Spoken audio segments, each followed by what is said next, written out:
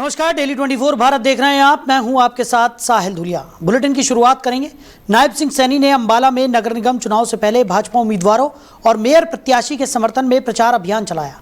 इस दौरान उन्होंने केंद्र और राज्य सरकार की विकास योजनाओं को जनता के सामने रखा। मुख्यमंत्री सैनी ने कहा कि नरेंद्र मोदी के नेतृत्व में सरकार सबका साथ, सबका विकास, सबका प्रयास और सबका विश्वास के मंत्र के साथ लगातार काम कर रही है। उन्होंने दावा किया कि हरियाणा सरकार ने अंबाला में बुनियादी ढांचे को मजबूत करने और विकास कार्यों को गति देने का काम किया है।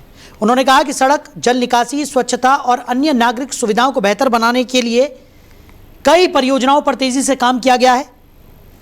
भाजपा सरकार का लक्ष्य शहरों को आधुनिक और सुविधाजनक बनाना है ताकि लोगों को बेहतर जीवन स्तर मिल सके। नगर निगम चुनावों को लेकर भाजपा ने प्रचार अभियान तेज कर दिया है और पार्टी नेता लगातार जनसभाएं कर रहे हैं। चुनाव से पहले विकास और बुनियादी सुविधाओं का मुद्दा प्रमुख रूप से उठाया जा रहा है। पिछले समय में हमने देश के यशस्वी प्रधानमंत्री आदरणीय नरेंद्र मोदी जी के कौशल नेतृत्व में भारतीय जनता पार्टी ने हमेशा सबका साथ, सबका विकास, सबका प्रयास और सबके विश्वास के साथ इस मंत्र को साथियों आगे बढ़ाते हुए हमारी सरकार निरंतर काम कर रही है। साथियों, मैं आप लोगों के बीच में एक बात ये कहना चाहता हूं कि अंबाला इसका जीता जागता ये उदाहरण है। हमने पिछले 11 वर्षों में अंबाला में सड़कों का जाल बिछाने की बात हो, चाहे स्वच्छता अभियान को नई गति देने की बात हो, पेयजल और सीवरेज जैसी मूलभूत सुविधाओं को सुदृढ़ करने की बात हो, साथियों ये बात भारतीय जनता पार्टी की नीतियों और आपके विश्वास की ये ताकत का प्रमाण है। पिछले समय में हमने देश के यशस्वी। वहीं मनोज तिवारी हरियाणा के बाला क्षेत्र स्थित बलदेव नगर में नगर निगम चुनाव प्रचार के लिए पहुंचे। इस दौरान उन्होंने भाजपा उम्मीदवारों के समर्थन में लोगों से वोट देने की अपील की। मनोज तिवारी ने जनसभा को संबोधित करते हुए कहा कि नगर निगम चुनाव में भाजपा को बड़ी जीत मिलनी चाहिए। उन्होंने लोगों से आग्रह करते हुए कहा कि ऐसी विजय होनी चाहिए जैसी बंगाल में हुई है। उनके इस बयान को लेकर राजनीतिक हलकों में चर्चाएं तेज हो गई हैं। उन्होंने केंद्र और राज्य सरकार की योजनाओं का जिक्र करते हुए कहा कि भाजपा विकास और जनहित के मुद्दों पर काम कर रही है। तिवारी ने दावा किया कि भाजपा सरकार ने आम लोगों के जीवन स्तर को बेहतर बनाने के लिए कई महत्वपूर्ण फैसले लिए हैं। नगर निगम चुनाव को लेकर हरियाणा में राजनीतिक दलों ने प्रचार अभियान तेज कर दिया है। भाजपा के कई वरिष्ठ नेता लगातार जनसभाएं और रोड शो कर रहे हैं। चुनावी माहौल के बीच विकास, स्थानीय सुविधाएं और राजनीतिक रणनीति प्रमुख मुद्दे बने हुए हैं।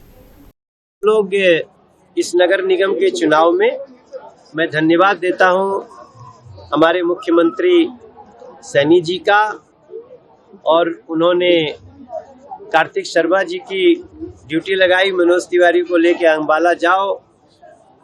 हमको ये अंबाला भी लाए हैं, हमको ये पंचकुला भी ले गए थे, अब हम सोनीपत जा रहे हैं।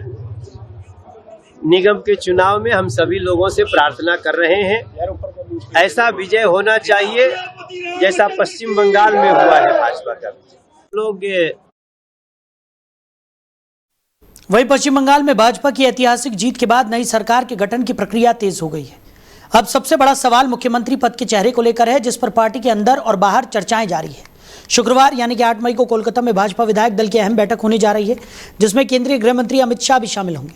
पार्टी सूत्रों के अनुसार इस बैठक में मुख्यमंत्री पद के नाम का अंतिम फैसला लिया जा सकता है।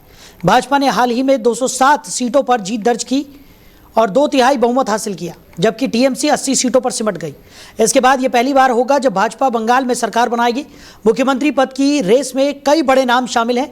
इनमें सबसे आगे शुभेंदु अधिकारी का नाम माना जा रहा है, जो ममता बनर्जी के खिलाफ मजबूत चेहरा रहे हैं। इसके अलावा दिलीप घोष, वर्तमान प्रदेश अध्यक्ष समीक भट्टाचार्य और विधायक अग्निमित्रा पॉल भी रेस में शामिल हैं। पार्टी में अभी भी इस बात पर सस्पेंस बना हुआ है कि आखिर भाजपा किसे बंगाल की कमान सौंपेगी। वहीं केरल में कांग्रेस के अंदर मुख्यमंत्री पद को लेकर खींचतान तेज हो गई है। इस बीच पार्टी के पर्यवेक्षक मुकुल वासनिक के पास से विधायकों के समर्थन वाली एक चिट्ठी की फोटो सामने आने के बाद सियासी हलचल और बढ़ गई है। सूत्रों के अनुसार कांग्रेस विधायक दल की बैठक में सीएम पद के लिए 2 प्रमुख नामों वीडी सतीशन और केसी वेणुगोपाल के बीच मुकाबला देखने को मिला। हालांकि ताज़ा जानकारी के मुताबिक अधिकांश विधायकों ने वेणुगोपाल के समर्थन में अपना नाम दर्ज कराया है। बताया जा रहा है कि कुल 63 विधायकों में से करीब 47 ने केसी वेणुगोपाल को मुख्यमंत्री पद के लिए अपनी पसंद बताया, जबकि सतीशन को अपेक्षाकृत कम समर्थन मिला। इसी बीच कई नेताओं के समर्थन में बदलाव की बात सामने आने के बाद राजनीतिक स्थिति और उलझ गई है। कांग्रेस के वरिष्ठ नेता मल्लिकार्जुन खड़गे को पार्टी आलाकमान ने अंतिम फैसला लेने का अधिकार दिया है। पर्यवेक्षकों ने अपनी रिपोर्ट भी आलाकमान को सौंपने की तैयारी कर ली है। संभावना है कि इस हफ्ते के अंत तक केरल के नए मुख्यमंत्री के नाम की घोषणा कर दी जाएगी। तो खबर पर ज्यादा चर्चा के लिए अमित तिवारी राजनीतिक विश्लेषक हैं, वो हमारे साथ जुड़ गए हैं। अमित जी, बहुत स्वागत है आपका। जी नमस्कार। अमित जी, पहला सवाल केरल से जुड़ा हुआ। केरल में कांग्रेस के अंदर अब मुख्यमंत्री पद को लेकर खींचतान देखने को मिल रही है, कैसे देख रहे हैं और क्या लगता है, क्या अंदेशा लगा रहे हैं? मेरा अंदेशा क्लियर है कि केसी वेणुगोपाल जी जो हैं वो मुख्यमंत्री बनने जा रहे हैं, क्योंकि इस बात का ध्यान रखिए कि कांग्रेस में वही सक्सेस होता है जो गांधी परिवार के करीब होता है। तो केसी वेणुगोपाल राव जी काफी टाइम से राहुल गांधी जी के साथ घूम रहे हैं और उनके लिए मेहनत कर रहे हैं। तो मुझे लगता है कि राजस्थान में अशोक गहलोत के जैसे उनको मौका दिया जाएगा, जैसे कि बेंगलोर कर्नाटका में भी यही हुआ था। तो मुझे लगता है कि केरला में केसी वेणुगोपाल जी ही मुख्यमंत्री बनेंगे, क्योंकि मुस्लिम अपीजमेंट और क्रिश्चियन का अपीजमेंट करने वो सबसे आगे रहे हैं कांग्रेस की पार्टी में। तो मुझे इसमें कोई दिक्कत नहीं होगी कि वही केरल के अगले मुख्यमंत्री होंगे। अच्छा, वीडी सतीशन के नाम का अगर हम जिक्र करें, क्योंकि उनका नाम भी लगातार रेस में देखने को मिल रहा था, लेकिन अब किन्हीं कारणों की वजह से ऐसा लगने लगा है कि उनका नाम जो है वो अब रेस में पीछे होता हुआ दिखाई दे रहा है। इसके पीछे की क्या वजह मानते हैं आप? और जिस तरीके की एक चिट्ठी लीक हुई है, राजनीतिक हलचल उस चिट्ठी को लेकर बढ़ गई है, उसको लेकर क्या कहेंगे? देखिए, ऐसा है कि कांग्रेस की परिपाटी रही है। कांग्रेस में केवल उसी को सत्ता दी जाती है जो गांधी परिवार के करीब रहा हो। ठीक है, मल्लिकार्जुन खड़गे जी जो हैं वो क्या हैं, कैसे हैं, ये हम सबको मालूम है, वो दर्शकों को पता है, हम उसके बारे में क्या ही बोल सकते हैं। लेकिन ये कंफर्म है कि केसी वेणुगोपाल जी मुख्यमंत्री बनने जा रहे हैं, क्योंकि उनको संगठन और राजनीति दोनों का काफी टाइम से अनुभव है और कांग्रेस को ये मौका 10 सालों के बाद मिला है। तो कांग्रेस नहीं चाहेगी कि किसी ऐसे को मुख्यमंत्री बनाए जिसका पॉलिटिकल बैकग्राउंड बहुत अच्छा न रहा हो और वो जो गांधी परिवार के करीब ना रहा हो। तो इसलिए मुझे लगता है कि केसी वेणुगोपाल राव जी ही मुख्यमंत्री बनेंगे।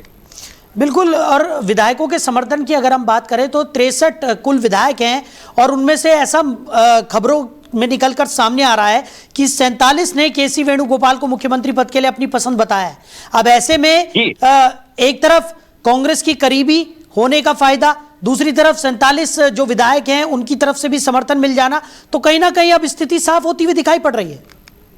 नहीं, उसके साथ एक बात आप भूल गए, वो जो कांग्रेस के साथ गठबंधन था ना यूडीएफ का, बिल्कुल, यूनाइटेड डेमोक्रेटिक फ्रंट जो ऑफ इंडिया, जो जिसने इसकी नींव रखी थी, हाँ, सिमी और जो एक बैंड ऑर्गेनाइजेशन थी, तो उसका भी तो समर्थन प्राप्त है केसी वेणुगोपाल जी को। तो इसीलिए मुझे लगता है कि जो सहयोगी पार्टियों का समर्थन है ना, वो इनको आगे रख रहा है और इसके नाते उनको मुख्यमंत्री बनाने के चांसेस सबसे ज्यादा हैं।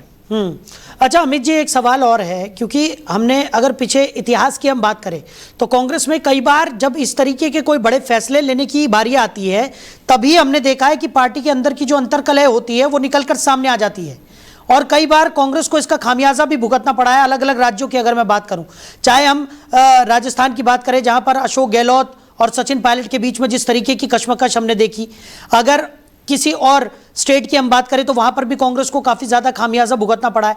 ऐसे में केरल में जिस तरीके की राजनीति चल रही है, जिस तरीके से केसी वेणुगोपाल को यहां पर समर्थन मिलता हुआ नजर आ रहा है, जिस तरीके से आप भी इस बात पर मोहर लगाते हुए दिखाई पड़ रहे हैं कि केसी वेणुगोपाल ही अब अगले मुख्यमंत्री बनेंगे, इससे कांग्रेस की जो मजबूती है उसको और ज्यादा मजबूती मिलती हुई दिखाई देगी या फिर से किसी तरह की कोई अंतर्कलह होने की संभावना आप देख रहे हैं? नहीं, केसी वेणुगोपाल को मुख्यमंत्री बनाने के बाद कोई अंतर्कलह नहीं होगा, क्योंकि यूडीएफ के साथ जो उनका गठबंधन है वो मजबूत है और कांग्रेस ने ये सबक सीख लिया है कि अगर हम आपस में लड़ेंगे तो हम सत्ता में दोबारा नहीं आ सकते हैं। जैसे कि आपको याद होगा कि डीके शिव कुमार और जो करंट मुख्यमंत्री हैं उनके बीच 2.5 साल की बात हुई थी, लेकिन देखिए एंड ऑफ द डे वही मुख्यमंत्री बने हुए हैं, आज तक कुछ नहीं हुआ डीके शिव कुमार जी का, ना वो सत्ता से बाहर गए।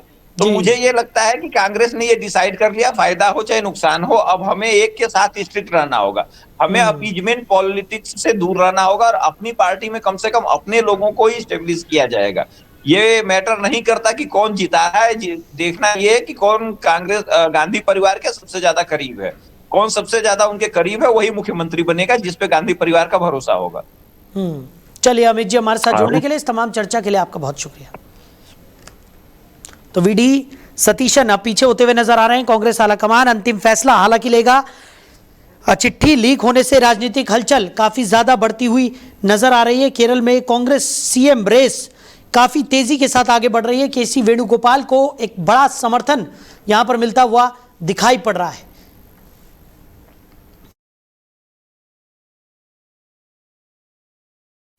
आगे बढ़ेंगे, रुक करेंगे बड़ी खबर का। चेन्नई में टीवी के समर्थक का प्रदर्शन लगातार जारी है। सड़क पर विरोध देखने को मिल रहा है। पुलिस ने प्रदर्शनकारी को मौके से हटा दिया। टीवीके ने सरकार गठन पर सवाल उठाए हैं। राज्यपाल पर राजनीतिक विवाद गहराता हुआ दिखाई पड़ रहा है। तो चेन्नई में लोक भवन के बाहर उस समय तनाव की स्थिति बन गई जब तमिलगा वेत्री कजगम के एक समर्थक ने प्रदर्शन शुरू कर दिया। पुलिस ने मौके पर पहुंचकर प्रदर्शनकारी को वहां से हटाया और स्थिति को नियंत्रित किया। प्रदर्शनकारी राज्यपाल राजेंद्र विश्वनाथ आर्लेकर के खिलाफ नारेबाजी कर रहा था। उसका आरोप था कि विधानसभा चुनाव में टीवीके के सबसे बड़े दल के रूप में उभरने के बावजूद राज्यपाल ने पार्टी प्रमुख विजय को सरकार गठन के लिए आमंत्रित नहीं किया। इस घटना के बाद इलाके में कुछ समय के लिए तनावपूर्ण माहौल बन गया। हालांकि पुलिस की त्वरित कार्रवाई से स्थिति नियंत्रण में आ गई। टीवीके समर्थक का कहना था कि जनता के जनादेश का सम्मान किया जाना चाहिए और पार्टी को सरकार बनाने का अवसर मिलना चाहिए। वहीं प्रशासनिक स्तर पर इस मुद्दे पर अभी तक कोई आधिकारिक प्रतिक्रिया सामने नहीं आई है। इस पूरे मामले में तमिलनाडु की राजनीति में नई बहस को जन्म दे दिया गया है। खासकर सरकार गठन और संवैधानिक प्रक्रिया को लेकर विपक्षी दलों के सवाल तेज हो गए हैं। वहीं एस जयशंकर ने सूरीनाम में समाज के विभिन्न वर्गों के प्रतिनिधियों को संबोधित करते हुए कहा कि दुनिया तेजी से बदल रही है और अब वित्त, संसाधन, तकनीक, कनेक्टिविटी, साथ ही भूगोल का इस्तेमाल हथियार के रूप में किया जा रहा है। उन्होंने कहा कि देश अपनी बाजार हिस्सेदारी क्षमताओं का और प्रभाव का उपयोग रणनीतिक लक्ष्यों को हासिल करने के लिए कर रहे हैं। जयशंकर ने कहा कि वैश्विक व्यवस्था के पारंपरिक पैमाने भी बदल रहे हैं। उदाहरण देते हुए उन्होंने कहा कि कभी अमेरिका को मुख्य रूप से ऊर्जा आयातक देश माना जाता था, लेकिन अब वो दुनिया के सबसे बड़े ऊर्जा निर्यातकों में शामिल हो गया है। इसके वैश्विक नीतियों और रणनीतियों पर बड़े प्रभाव पड़ेंगे। विदेश मंत्री ने कहा कि दुनिया अब नई सोच और नई प्रवृत्तियों के आधार पर खुद को फिर से गढ़ रही है, जहां बड़े जोखिम उठाने की प्रवृत्ति बढ़ी है। उन्होंने माना कि मौजूदा वैश्विक माहौल की तुलना में अधिक अनिश्चित हो गया है। साथ ही उन्होंने कहा कि भारत और सूरीनाम दोनों ऐसी दुनिया चाहते हैं जो अधिक समावेशी और संतुलित हो।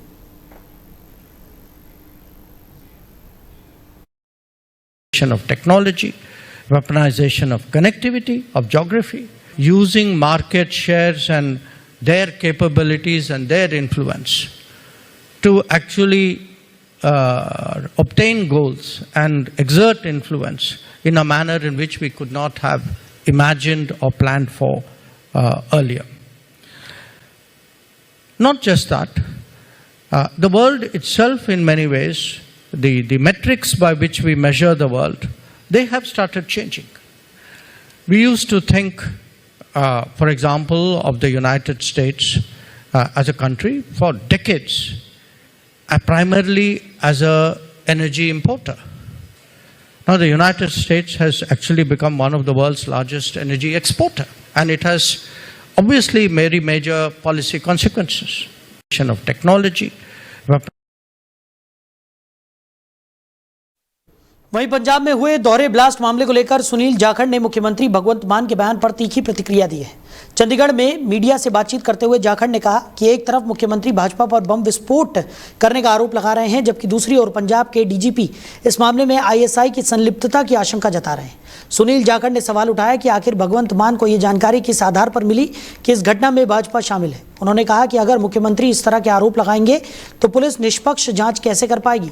जाखड़ ने आरोप लगाया कि पंजाब पुलिस दबाव में काम कर रही है और लाचार पुलिस बनकर रह गई है। उन्होंने कहा कि डीजीपी ने ऑपरेशन सिंदूर की वर्षगांठ का हवाला देते हुए आईएसआई कनेक्शन की संभावना जताई है। ऐसे में सरकार को राजनीति करने के बजाय जांच एजेंसियों को स्वतंत्र रूप से काम करने देना चाहिए। इस बयान के बाद पंजाब की राजनीति में आरोप प्रत्यारोप और तेज हो गए हैं। देखिए, एक तरफ मुख्यमंत्री जी बीजेपी के ऊपर इल्जाम लगा रहे हैं कि बीजेपी ने बम विस्फोट कराए, उसी समय उनके खुद के डीजीपी यादव साहब वो कह रहे हैं कि ये क्योंकि ऑपरेशन सिंदूर की एनिवर्सरी है उसको लेके आईएसआई के ये इसमें हाथ नजर आ रहा है। तो नेचुरली इसमें आज सवाल उठता है कि भगवंत मान जी को किन्होंने ये इनपुट दी कि बीजेपी इसके अंदर इन्वॉल्व है। तो इसलिए उस इनपुट को एग्जामिन करने के लिए पुलिस तो कर नहीं पाएगी। पंजाब पुलिस आज एक लाचारा पुलिस बनी हुई है। आपने पहले भी देखा कि आज सबसे पहले जब धमाके हुए तो पंजाब पुलिस ने कल यहाँ पे अपने बुलेट प्रूफ गेट लगा लिए।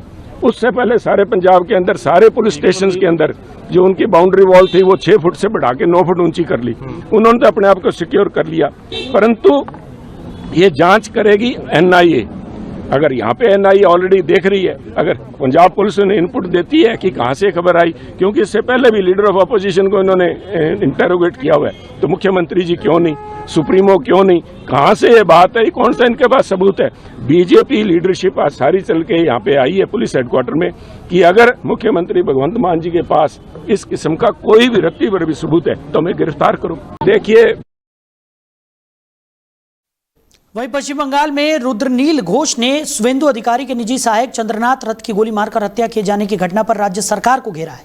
हावड़ा में मीडिया से बातचीत के दौरान उन्होंने कहा कि पश्चिम बंगाल में आपराधिक राज खत्म होना चाहिए और भाजपा ऐसी घटनाओं को रोकने के लिए प्रतिबद्ध है। जानकारी के अनुसार चंद्रनाथ रथ की मध्यम ग्राम के पास अज्ञात हमलावरों ने गोली मारकर हत्या कर दी।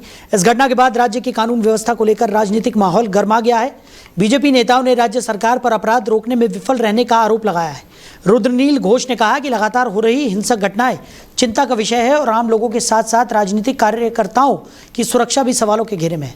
उन्होंने कहा कि भाजपा राज्य में बेहतर कानून व्यवस्था और सुरक्षित माहौल सुनिश्चित करने के लिए संघर्ष जारी रखेगी। घटना के बाद पुलिस मामले की जांच में जुट गई है और हमलावरों की तलाश की जा रही है। देखिए, बंगाल के अवाम, बंगाल के पूरा जनगण इस घिनौनी जो हरकत है, किन लोगों ने करवाया, कैसे हुआ, ये सबको मालूम है। तो ये जो क्रिमिनल राज है वो खत्म होने चाहिए, सिर्फ दिमाग से नहीं, दिल से। और भारतीय जनता पार्टी का नई जो सरकार आने वाले हैं वो ये स्थिति और पैदा ना हो उसके लिए जागृत है। हम लोग विचार व्यवस्था के ऊपर आस्थाशील है। हमारा जो पुलिस फोर्स है वो न्यूट्रल तरीके से न्याय संहिता का जो है उसका सम्मान रक्षा करेंगे, ये हमारा विश्वास है। देखिए, बंगाल के वहीं डोनाल्ड ट्रंप ने ब्राजील के राष्ट्रपति लुइस इनासियो लूला दा सिल्वा के साथ हुई बैठक को बेहद सकारात्मक बताया। ट्रंप ने सोशल मीडिया पोस्ट में कहा कि दोनों नेताओं के बीच व्यापार, टैरिफ और द्विपक्षीय संबंधों समेत कई महत्वपूर्ण मुद्दों पर चर्चा हुई। ट्रंप ने कहा कि बैठक बहुत अच्छी रही और दोनों देशों के प्रतिनिधियों की आगे भी बैठकें तय की गई हैं, जिनमें कई अहम बिंदुओं पर विस्तार से चर्चा होगी। उन्होंने संकेत दिया कि आने वाले महीनों में जरूरत के अनुसार और भी उच्च स्तरीय बैठकें आयोजित की जा सकती हैं। इस मुलाकात को अमेरिका और ब्राजील के बीच आर्थिक और व्यापारिक सहयोग को मजबूत करने की दिशा में महत्वपूर्ण माना जा रहा है। खासतौर पर टैरिफ और व्यापारिक नीतियों पर बातचीत दोनों देशों के कारोबारी संबंधों को नई दिशा दे सकते हैं। राजनीतिक विश्लेषकों के अनुसार यह बैठक वैश्विक व्यापार और अंतर्राष्ट्रीय साझेदारी के लिहाज से भी अहम मानी जा रही है, क्योंकि दोनों देश आर्थिक सहयोग बढ़ाने पर जोर दे रहे हैं। तो फिलहाल इस बुलेटिन में मेरे साथ इतना ही। आप बने रहिए और देखते रहिए डेली 24 भारत। नमस्कार।